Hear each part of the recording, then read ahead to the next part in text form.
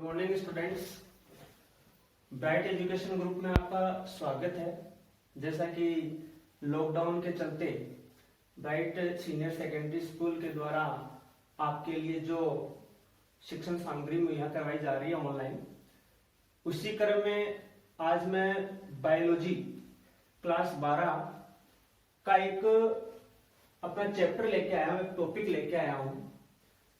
Chapter अपनी जो total 10 units में डिवाइड किया गया है अपने सिलेबस को, उसमें अपनी जो ह्यूमन फिजियोलॉजी है, ह्यूमन फिजियोलॉजी फर्स्ट और ह्यूमन फिजियोलॉजी सेकंड।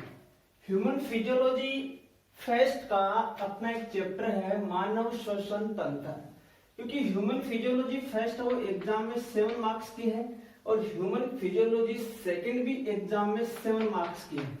तो टोटल अपन मार्क्स डिवाइडेशन करें, ह्यूमन फिजियोलॉजी की बात करें अपन, तो टोटल 14 मार्क्स का स्कोर होता है टोटल। तो अपन ह्यूमन फिजियोलॉजी फर्स्ट की बात कर रहे हैं।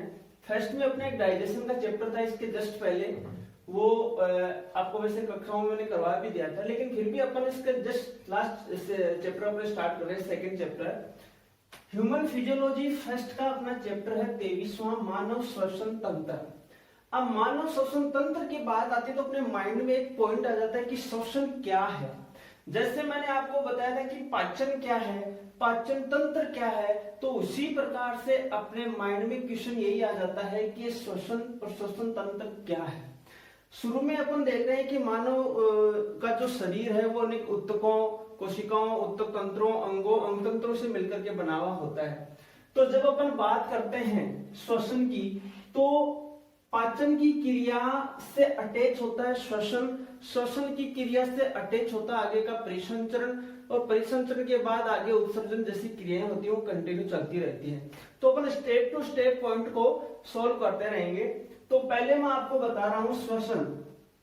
तो देखिए, पाचन की क्रिया के तहत अपन ने पढ़ा था कि अपन भोज्य पदार्थों को क्या करते हैं, ग्रहण करते हैं। अब ग्रहण करने के फलस्वरूप अपन को भोज्य पदार्थों का जब ऑक्सीकरण हो जाता है, क्या हो जाता है, भोज्य पदार्थों का ऑक्सीकरण। तो भोज्य पदार्थों के ऑक्सीकरण के तहत अपन को ऊर्जा की प्राप्ति होती है, और ऊर्जा की प्राप्ति ही क्या कहलाती है, श्वसन कहलाती है। तो श्वसन की डेफिनेशन क्या हो जाएगी कि भोज्य पदार्थों के ऑक्सीकरण के फलस्वरूप, ऑक्सीडेशन के फलस्वरूप जो ऊर्जा की प्राप्ति होती है वह प्रक्रिया क्या कहलाती है, श्वसन कहलाती है। तो इस श्वसन की पूरी प्रक्रिया को अपन जितने भागों में डिवाइड करते हैं अपने इस चैप्टर को, तो मेन जो पॉइंट्स हैं, सबसे पहले अपना पॉइंट्स आ जाएगा, वो आ जाएगा श्वसन परिभाषा, यानी श्वसन की परिभाषा क्या है।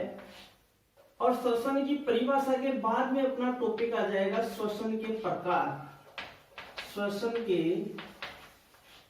प्रकार। और श्वसन के प्रकार के बाद में अपना टॉपिक आ जाएगा मानव श्वसन तंत्र, मानव श्वसन तंत्र। और श्वसन तंत्र अनेक अंग तंत्र जैसी संरचनाओं से मिलकर बना हुआ होता है।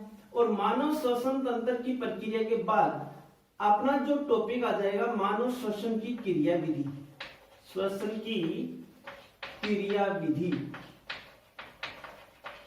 और श्वसन की क्रिया विधि के बाद अपना नेक्स्ट जो टॉपिक आ जाएगा वो आ जाएगा श्वसन से संबंधित, श्वसन से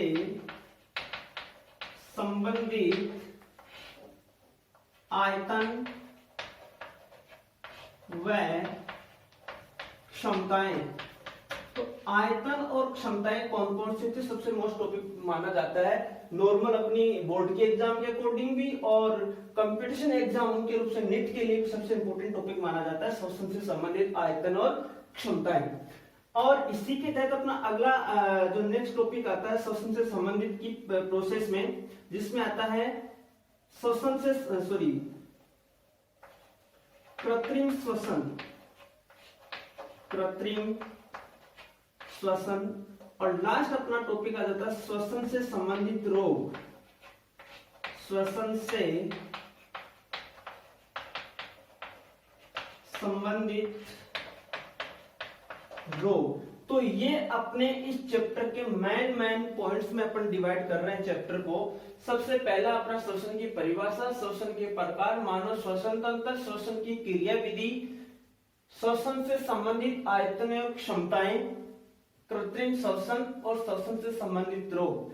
यदि अपन बोर्ड एग्जाम 2021 के अकॉर्डिंग देखें तो अपना ये चैप्टर सबसे मोस्ट चैप्टरों में से माना जाता है, क्योंकि इस यूनिट में टोटल जो तंत्र दिए हुए हैं उनमें से जैसे परेशान चरण तंत्र में से अब की बार 5-6 नंबर के क्वेश्चन आ गए हैं। उसके लास्ट ईयर डाइजेशन सिस्टम से आ गए थे, लेकिन रेस्पिरेटरी सिस्टम में श्वसन तंत्र से क्वेश्चन नहीं आए हैं, क्यों पिछली बार क्वेश्चन आया था आयतन और क्षमताओं से। तो नेक्स्ट सेशन अपन 2021 की बात करें तो यहाँ से काफी इंपॉर्टेंट क्वेश्चन बनने की संभावनाएं हैं। तो अपन शुरू करते हैं श्वसन से। सबसे पहले आप कंटिन्यू जो पॉइंट टू पॉइंट उनको नोटेट करते रहे अपनी नोटबुक में। और श्वसन की बात जब अपन करते हैं तो सबसे पहला अपना टॉपिक आ जाता है श्वसन। श्वसन की परिभाषा क्या है? तो मैंने आपको पहले बता दिया था कि जब भोज्य पदार्थों का ऑक्सीकरण होता है तो जो ऊर्जा की प्राप्ति होती है, जैसे पाचन की प्रक्रिया में अपन ने क्या कहा था कि ग्लूकोज कार्बोहाइड्रेट के रूप में ग्लूकोज का निर्माण होता है, C6H12O6 का निर्माण होता है। लेकिन श्वसन की प्रक्रिया में जो ग्लूकोज का निर्माण हुआ था, पाचन की प्रक्रिया में जिस ग्लूकोज का निर्माण हुआ था, श्वसन की प्रक्रिया में उस ग्लूकोज का क्या होना? ऑक्सीकरण होना है।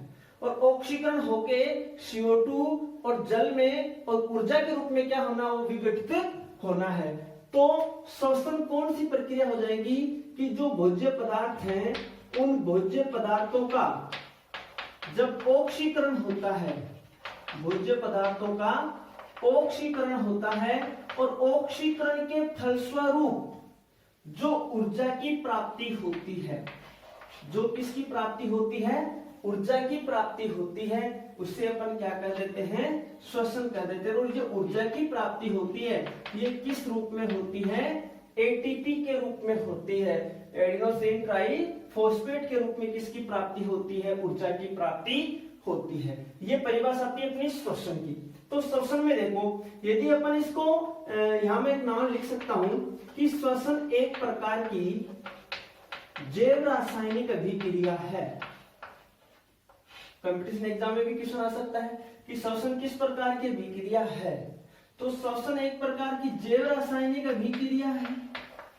क्या मैं ऐसा भी लिख सकता हूं क्या कि श्वसन एक प्रकार की ऊष्माक्षेपीय अभिक्रिया है? दोनों बातें सही है। कैसे कि श्वसन जैव रासायनिक अभिक्रिया है? ये बात तो कैसे आई? क्योंकि जीवित कोशिकाओं, जैविक ऊतकों में ये प्रक्रिया क्या हो रही है? संपन्न हो रही है। रासायनिक कैसे हुई? क्योंकि रासायनिक प्रक्रिया के तहत मैं आपको बता दूं कि C6H12O6 ग्लूकोज और ऑक्सीजन की उपस्थिति में जो 6 मॉलिक्यूल है उसकी उपस्थिति में इसका क्या होना है? ऑक्सीकरण होना है। और ऑक्सीकरण के फलस्वरूप किसकी प्राप्ति होनी है? CO2 और किसकी प्राप्ति होनी है? जल की प्राप्ति होनी है। और ऊर्जा का भी क्या होना? ऊर्जा की अपन को क्या होगी? प्राप्ति होगी। तो रासायनिक अभिक्रिया संपन्न हो रही तो जैव रासायनिक अभिक्रिया होगी। दूसरी बात मैंने आपको क्या कही कि श्वसन एक ऊष्माक्षेपीय अभिक्रिया है। बिल्कुल राइट बात है, क्योंकि ऊष्माक्षेपीय अभिक्रिया इसलिए है क्योंकि ऊष्माक्षेपीय अभिक्रिया वो होती है जिसमें ऊर्जा की क्या होती हो? प्राप्ति। तो क्या श्वसन में ऊर्जा की प्राप्ति हो रही है? हो रही है। तो श्वसन में जब ऊर्जा की प्राप्ति हो रही है इसका मतलब श्वसन कौन सी विक्रिया होगी? ऊष्माक्षेपीय विक्रिया भी होगी। तो आप ध्यान रखना कि श्वसन जैव रासायनिक अभिक्रिया भी है और श्वसन ऊष्माक्षेपीय विक्रिया भी है। अब अपन बात करते हैं, ये तो श्वसन की परिभाषा थी। अब अपन बात करते हैं श्वसन के प्रकारों की। तो श्वसन मुख्य रूप से 2 प्रकार का होता है। कितने प्रकार का होता है श्वसन? अपना सेकंड पॉइंट था श्वसन के प्रकार। तो श्वसन के प्रकार की जब अपन बात करते हैं तो श्वसन को कितने प्रकारों में बांटा गया है? 2 प्रकारों में बांटा गया है। एक प्रकार है